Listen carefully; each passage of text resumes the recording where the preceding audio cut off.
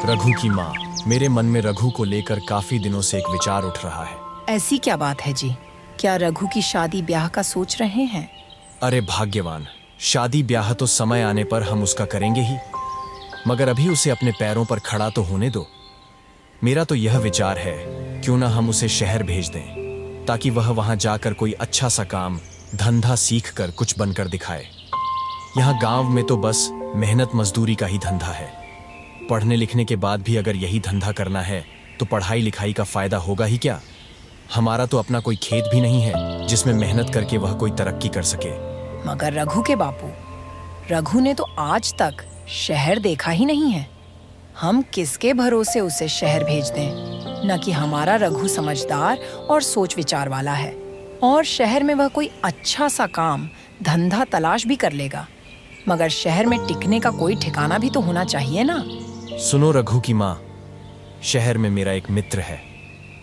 हालांकि हम दोनों वर्षों से एक दूसरे से मिले नहीं हैं, मगर फिर भी मुझे उम्मीद है कि अगर मैं रघु को उसका पता ठिकाना समझाकर भेजूं तो वह उसे अवश्य ही शरण देगा और रोजी रोटी ढूंढने में वहां रघु की सहायता भी करेगा। बात तो आपकी ठीक है रघु के बापू, लेकिन मेरा मन नहीं मान रहा है। मैं अपने लाल को अपनी आंखों से दूर कैसे करूं? ऐसा तुम अपनी ममता के हाथों मजबूर होकर कह रही हो, मगर दिल से तो तुम भी यही चाहती हो कि हमारा बेटा तरक्की करे। इसलिए दिल को मजबूत बनाओ। रघु शहर जाकर कुछ बन गया तो हमारा बुढ़ापा भी सुख से गुजरेगा। जब रघु के माता पिता ने रघु के साथ यह बात की तो रघु ने कहा, पिताजी, चाहता तो मैं भी यही था कि पढ़ लिख कर शहर जाऊं और अच्छी सी नौकरी करके घर की कमाई में आपका हाथ बटाऊं, मगर कहीं आप मुझे शहर भेजने से इनकार न कर दें। यही सोचकर मैंने आपसे अपने मन की बात नहीं की। अब जब आप स्वयं ही मुझे शहर भेजने के इच्छुक हैं तो इससे अधिक खुशी की बात मेरे लिए भला क्या हो सकती है। मैं अवश्य ही जाऊंगा। इस प्रकार दूसरे ही दिन हरि सहाय ने उसे दुनियादारी की ऊंच नीच समझाई और अपने मित्र का पता देकर शहर के लिए विदा कर दिया। रघु काफी सूझबूझ वाला और समझदार युवक था। अपने माता पिता के दुख दर्द को भी भली भांति समझता था। वह खुशी खुशी शहर के लिए रवाना हो गया। रघु जब पिता के बताए स्थान पर पहुंचा तो पता चला कि उसके पिता का दोस्त रामचंद्र तो न जाने कब मर खप गया और अब तो उसके परिवार का भी कोई अता पता नहीं था। यह जानकर रघु बहुत निराश हुआ और सोचने लगा, रघु, निराश होने से कुछ नहीं होगा। अब शहर आ ही गया हूँ तो कुछ करके ही लौटूंगा। माँ और बापू ने मुझसे बड़ी उम्मीदें लगा रखी हैं। मैं ही उनके बुढ़ापे का सहारा हूँ। अब जब मैं यहाँ आ ही गया हूँ तो कुछ बनकर ही लौटूंगा। गांव में मास्टर जी कहा करते थे, हिम्मत मर्दा मद दे खुदा।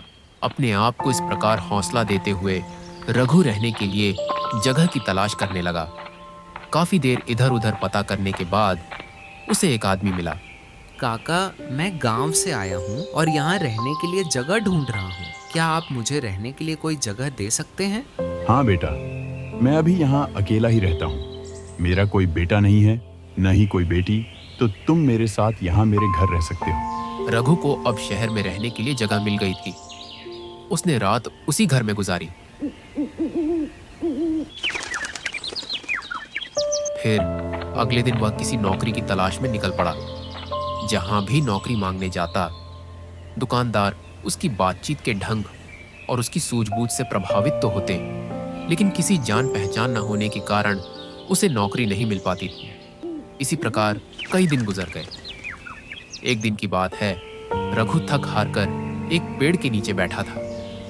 उससे कुछ ही दूरी पर राज कर्मचारी उस पेड़ की ठंडी छांव में बैठे गपशप कर रहे थे। अनमना रघु उनकी बातें सुनने लगा।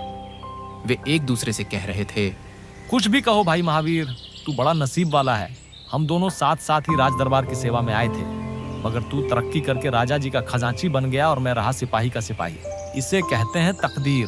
तकदीर भी उन्हीं का साथ देती है शिवराम, जो सूझबूझ और हिम्मत से काम लेते हैं। मैंने अपनी सूझबूझ से ऐसे काम किए हैं कि महाराज का विश्वास पात्र बन गया और उन्होंने मेरी ईमानदारी देखकर मुझे खजांची बना दिया। नन भाई ननन, तू जरूर किसी साधु या फकीर से कोई मंत्र वंत्र पढ़वा कर लाया होगा जो इतनी जल्दी इतनी तरक्की कर ली, वरना मैं क्यों ना किसी ऊंचे पद पर पहुंच गया। भैया, तू मुझे भी अपनी कामयाबी का राज बता। तेरे जैसे लोग इसी चक्कर में रहते हैं कि पकी पकाई मिल जाए और खा ले। अरे भाई मेरे, हिम्मत, हौसला, ईमानदारी, साहस और सूझबूझ अगर इंसान में हो तो वह पहाड़ खोदकर नदी बहा दे। देख तू, वह मरा हुआ चूहा देख रहा है ना? हाँ, देख रहा हूँ। आने जाने वाले लोग भी उसे देख रहे हैं, थूक कर दूसरी ओर मुंह फेर के निकल जा रहे हैं। महावीर भाई, मैं तुझसे तेरी कामयाबी का राज पूछ रहा था और तू मुझे मरा हुआ चूहा दिखा रहा है। ये क्या बात हुई? शिवराम, मैं तुझे कामयाबी की बात ही बता रहा हूं। सुन, लोग इस मरे हुए चूहे पर थूक कर जा रहे हैं, मगर कोई सूझबूझ वाला इंसान इस मरे हुए चूहे से भी 4 पैसे कमा लेगा। भैया मेरे, अक्ल का इस्तेमाल करने से ही इंसान कामयाबी हासिल करता है, जंतर मंत्र से कुछ नहीं होता। मैं समझ गया भाई, तू मुझे अपनी कामयाबी का राज बताना ही नहीं चाहता। खैर, कभी तो मेरे भी दिन बदलेंगे। हाँ, अब हम चलते हैं। इस प्रकार वह दोनों राज कर्मचारी उठकर चले गए।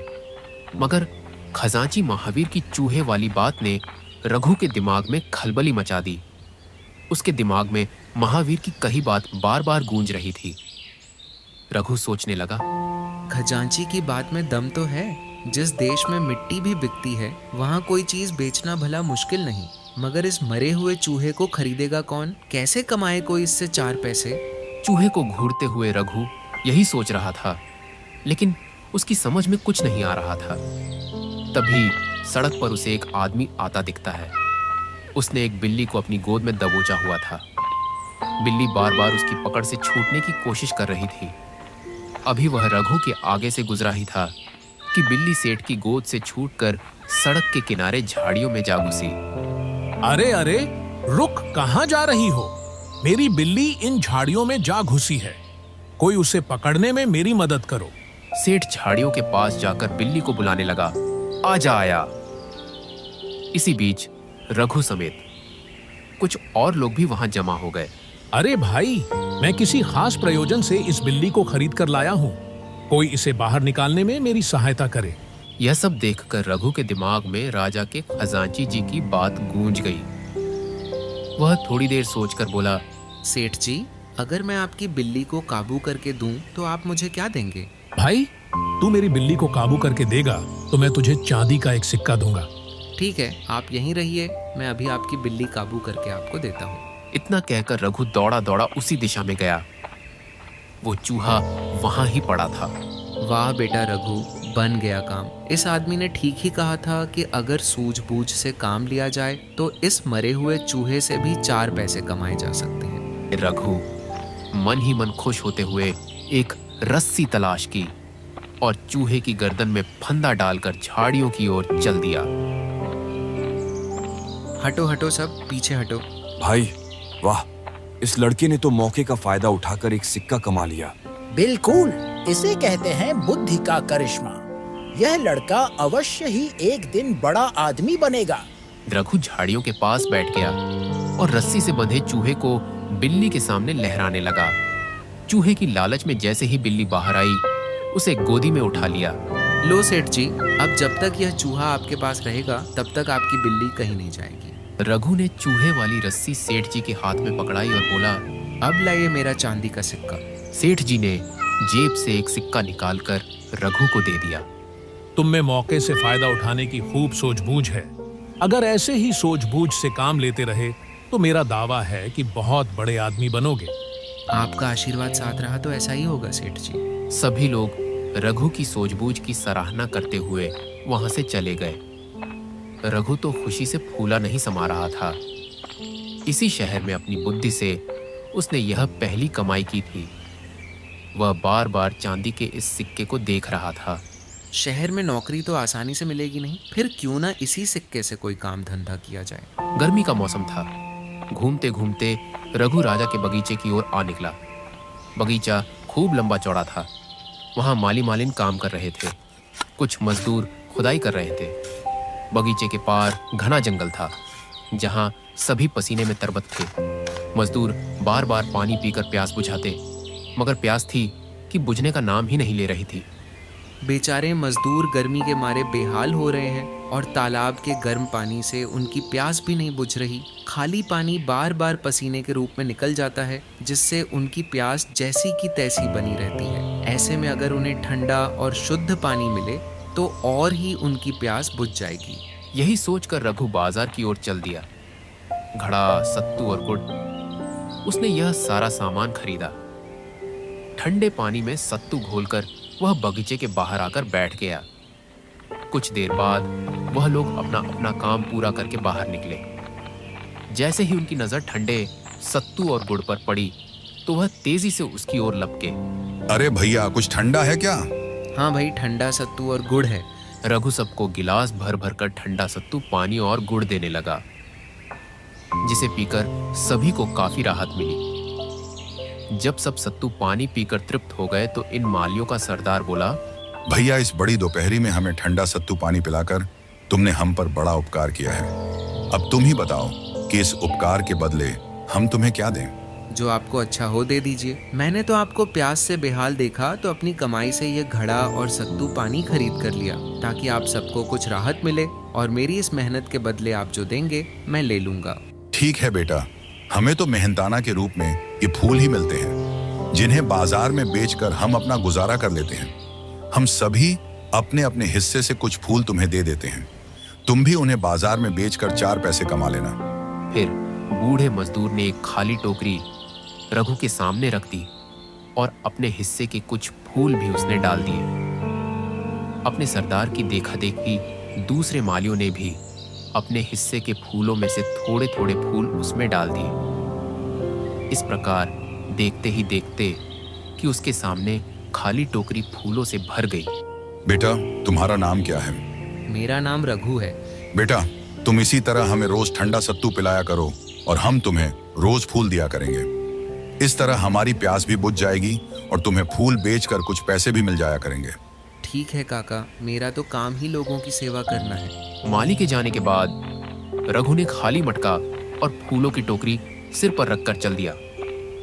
एक दिन काम और धंधे की तलाश करते हुए रघु ने एक छोटी सी पहाड़ी देखी थी, जिस पर एक शिव मंदिर बना हुआ था। उसने उसी मंदिर पर जाकर वहां फूल बेचने का निर्णय लिया। फूल वाले तो वहां पर भी बैठे थे, लेकिन उनके फूल उतने ताजे नहीं थे जितने रघु के थे। इसी तरह कुछ ही देर में उसके सारे फूल बिक गए। अब तो रघु के पास बहुत सारे सिक्के आ गए थे और वह सराय पर आ गया।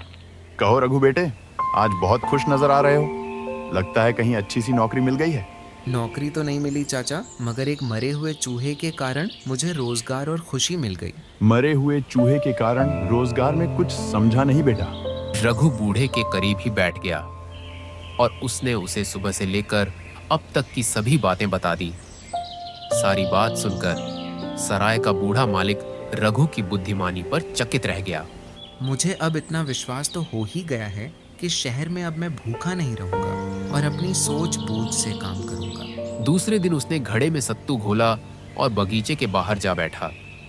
आज भी मजदूरों ने ठंडे सत्तू से प्यास बुझाई और बदले में रघु को फूल दिए, जिन्हें रघु ने मंदिर पर जाकर बेच दिया। इसी प्रकार कई दिन गुजर गए। रघु और उन मजदूरों के बीच काफी गहरी दोस्ती हो गई थी। हालांकि माली सत्तू के बदले में रघु को फूल तो दे देते, लेकिन वह इससे संतुष्ट नहीं था। एक शाम जब रघु मंदिर पर फूल बेचकर वापस आ रहा था, तो वह इसी सोच में था कि कैसे वह अपनी कमाई का जरिया बढ़ाए। तभी अचानक आसमान पर घने बादल छा गए। बादल गरजने लगे, तेज आंधी चलने लगी और फिर मूसलाधार बारिश होने लगी। अरे बाप रे, अचानक कितनी बारिश होने लगी। किसी के घर या दुकान में शरण ले लूं, नहीं तो न जाने यह आंधी तूफान कब थमेगा। बेहतर है कि अपने ठिकाने पर जाकर ही चैन की सांस लूं। इस प्रकार आंधी तूफान की परवाह किए बिना आगे बढ़ता रहा। कुछ ही देर में वह सराय पर पहुंच गया।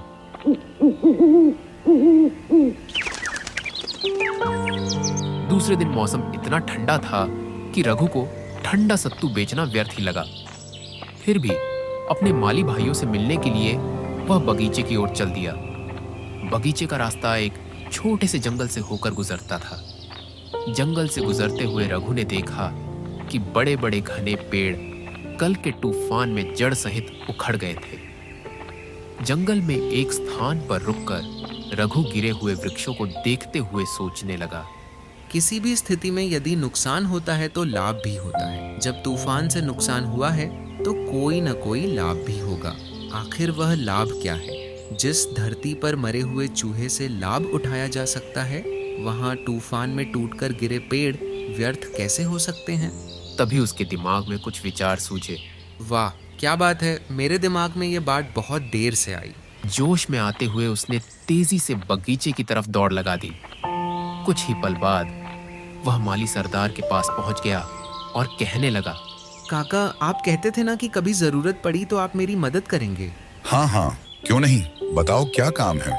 देखो काका, आज ठंडे मौसम के कारण मैंने सत्तू तो नहीं लाया, लेकिन आपसे मिलने के लिए आते हुए सामने जंगल में मैंने बहुत से पेड़ गिरे हुए देखे, तो सोचा कि क्यों ना वो पेड़ मैं बाजार में ले जाकर किसी टाल पर बेच दूं, जिससे आज की कमाई हो जाए। वाह बेटा, ये तो बहुत अच्छी बात है। बताओ तो इसमें हम तुम्हारी क्या मदद कर सकते हैं। काका, इन पेड़ों को काट पीट कर बाजार तक ले जाने के लिए मेरे पास कोई साधन नहीं है, जबकि आपके पास कुल्हाड़ी और बैलगाड़ियां भी हैं। मैं चाहता हूं कि आप मुझे अपनी कुल्हाड़ी दे दो। शाम तक मैं इन पेड़ों को काट कर लकड़ियां बना लूं, तब आप उन्हें अपनी बैलगाड़ी से शहर के बाजार में पहुंचाना। क्यों नहीं बेटा, क्यों नहीं। तुमने हमारे दुख में हमारा साथ दिया है, तो क्या हम तुम्हारा इतना काम भी नहीं करेंगे। लेकिन बेटा, कुल्हाड़ी से लकड़ियां काटने का काम तुम्हारा नहीं है। तुम कुछ देर ठहरो, हम सब यहाँ काम खत्म करके तुम्हारे साथ चलेंगे और लकड़ियां काट कर बैलगाड़ियों पर लोड करेंगे। फिर जहां तुम्हारी इच्छा हो ले जाना। फिर ऐसा ही हुआ। सभी मजदूरों ने जल्दी जल्दी बगीचे का अपना काम खत्म किया और कुल्हाड़ी और खुरपी लेकर रघु के साथ जंगल में आ गए। सबने मिलकर बड़े बड़े पेड़ों को काटकर बैलगाड़ियों में भर दिया। जब सभी बैलगाड़ियां 9 लकड़ी से भर गईं, तो रघु उन्हें लेकर बाजार की तरफ चल पड़ा। बाजार में लकड़ी के व्यापारी आते रहते थे। रघु की लकड़ियां कटी कटाई और साफ सुथरी थीं, इसीलिए व्यापारी लोग बहुत खुश हुए और अच्छे दामों में वे लकड़ियां बिक गईं। रघु को उन लकड़ियों के अच्छे दाम मिले। लकड़ियां बेचकर रघु सीधा सराय के मालिक के पास पहुंचा।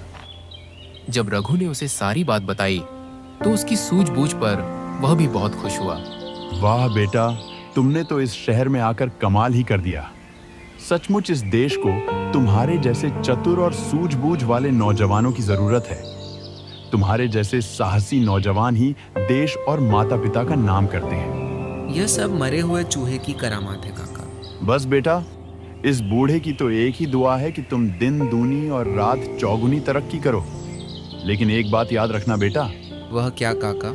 एक तो कभी घमंड मत करना और दूसरे किसी गरीब को मत सताना। घमंडी लोगों को एक न एक दिन नीचा देखना पड़ता है और बेटे गरीब की हाय बुरी होती है। जहां तक हो सके दूसरे के भले की बात सोचना दूसरों के भले में ही अपना भला है। मैं आपकी ये सारी बातें याद रखूंगा काका। हाँ बेटा, एक बात तो मैं तुम्हें बताना भूल ही गया। देखो बेटा, अगर तुम चाहो तो रातों रात अमीर बन सकते हो बेटा। परसों हमारे शहर में घोड़ों का एक व्यापारी 500 घोड़े लेकर आ रहा है। बस बस काका, मैं समझ गया। क्या समझ गया बेटा? जब शहर में सैकड़ों घोड़े आ रहे हैं तो उनके लिए चारा दाने की भी जरूरत पड़ेगी। हाँ बेटा, मैं यही कह रहा था कि तुम तुरंत घोड़ों के दाने पाने का इंतजाम करो। इससे तुम्हारी अच्छी कमाई होगी। आप ठीक कहते हैं काका, मैं कल ही इस काम में लग जाता हूँ। लेकिन बेटा, इतना दाना या घास तुम लाओगे कहाँ से? वह मैं सब इंतजाम कर लूंगा काका। दूसरे दिन वह सीधे एक हलवाई की दुकान पर पहुंच गया। हलवाई की दुकान पर जाकर वह बोला, लाला, एक टोकरा लड्डू बांध दो। हलवाई ने तुरंत एक टोकरा लड्डू बनवाकर रघु को सौंप दिया। रघु ने लड्डू का टोकरा उठाया और सीधा बगीचे की ओर चल दिया। अरे रघु बेटा, आज तुम्हारा सत्तू का घड़ा कहाँ है? भाई लोगों, आज मैं तुम्हारे लिए सत्तू नहीं लड्डू लाया हूँ। लो, जी भरकर लड्डू खाओ। अरे बेटा, आज ये लड्डू किस खुशी में बांट रहे हो? काका, कल आप लोगों की मदद से जो लकड़ियां मैं बाजार लेकर गया, उनके मुझे अच्छे पैसे मिले थे, तो मैंने सोचा क्यों ना आप लोगों का मुंह मीठा करवा दूं। धन्य हो रघु बेटे, जो हम गरीबों के प्रति तुम्हारे मन में इतना प्यार और अपनापन है, वरना आज के स्वार्थी युग में कौन किसका हमदर्द है बेटे। हमारे लायक कोई काम हो तो न संकोच बताना। एक काम तो है काका। हाँ हाँ बोलो, तुम्हारा कोई भी काम करके हमें बड़ी खुशी होगी। मुझे 500 बोरे ताजा घास चाहिए कल सुबह काका।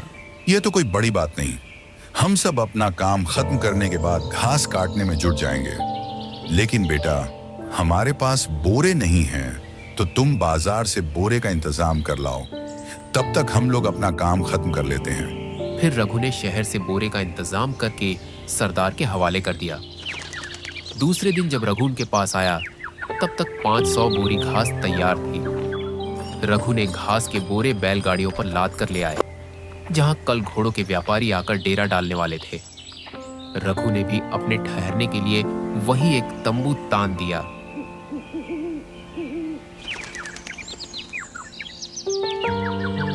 दूसरे दिन सुबह होते ही तुरंत घोड़ों के व्यापारी के पास जा पहुंचा। राम राम सेठ जी, मेरा नाम रघु है। आप हमारे राज्य में आए हैं, आपका स्वागत है। मेरे लायक कोई सेवा हो तो बताएं। बेटा, फिलहाल तो हमें अपने घोड़ों के लिए घास चाहिए। क्या तुम हमारे घोड़ों के लिए उम्दा घास का बंदोबस्त कर सकते हो? देखो, हमारे घोड़े भूख से व्याकुल हैं। सेठ जी, आप हमारे राज्य में आए हैं, इसीलिए हमारे अतिथि हैं और अतिथि की सेवा करना हमारा धर्म है। आपके आने की खबर सुनकर मैंने पहले ही आपके घोड़ों के लिए घास का इंतजाम कर रखा है। आप अपने सेवकों को मेरे साथ भेजिए, मैं अभी घास के गट्ठर बाड़े में पहुंचा देता हूँ। सेठ ने तुरंत अपने सेवकों को रघु के साथ जाने का आदेश दिया। रघु उन सभी को अपने डेरे पर ले गया और एक एक गट्ठर उनके सिर पर लाद दिया। यह सब देखकर घोड़ा व्यापारी बहुत खुश हुआ और बोला, बेटे, तुमने मेरी सारी चिंता दूर कर दी। ये लो, मेरी तरफ से 100 स्वर्ण मुद्राएं। सोने के सिक्के देखकर रघु की खुशी का ठिकाना नहीं रहा। पलक झपकते ही वह धनवान बन गया था। सोने के सिक्कों की थैली संभालते हुए रघु तेजी से सराय की ओर चल दिया। वहां पहुंचकर वह मन ही मन सोच रहा था कि अब मैं अपने सभी सपने साकार करूंगा। अपने माता पिता को भी शहर लेकर आऊंगा। गांव में न जाने वे बेचारे कैसे गुजारा कर रहे होंगे। यही सोचता हुआ वह सराय पर पहुंच गया। कहो रघु बेटे, आज का दिन कैसा गुजरा और कल रात तुम कहाँ रहे? रघु ने बूढ़े को कल से लेकर आज तक सारी बात बताई। काका, आज मैं 100 सोने की मुद्राओं का मालिक हूँ और यह सब मैंने आपकी कृपा से कमाई है। बस आज आप एक काम ऐसी ही सोचना और दे दें तो और अधिक धन कमाकर अपने माता पिता को शहर ले आऊं, ताकि वे भी सुख के दिन बिताएं और देखें कि यहाँ थोड़े ही दिनों में उनके बेटे ने कितनी तरक्की कर ली है। और इस प्रकार से वह समझदारी और साहस से काम करता रहा और कुछ ही दिनों में वह एक बड़ा व्यापारी बन गया। और इस प्रकार कल का रघु आज का सेठ रघु बन गया। बूढ़े काका की सराय भी उसने पक्की और आलीशान बनवा दी और अपने माता पिता को भी शहर ले आया। रघु की तरक्की देखकर उसके माता पिता बहुत खुश हुए। तो दोस्तों, कैसी लगी आपको ये कहानी? कमेंट बॉक्स में जरूर बताना और हर चैनल को भी सब्सक्राइब कर लो यार। ऐसी ही प्यारी प्यारी कहानियां आती रहे, आप बस खुश रहो।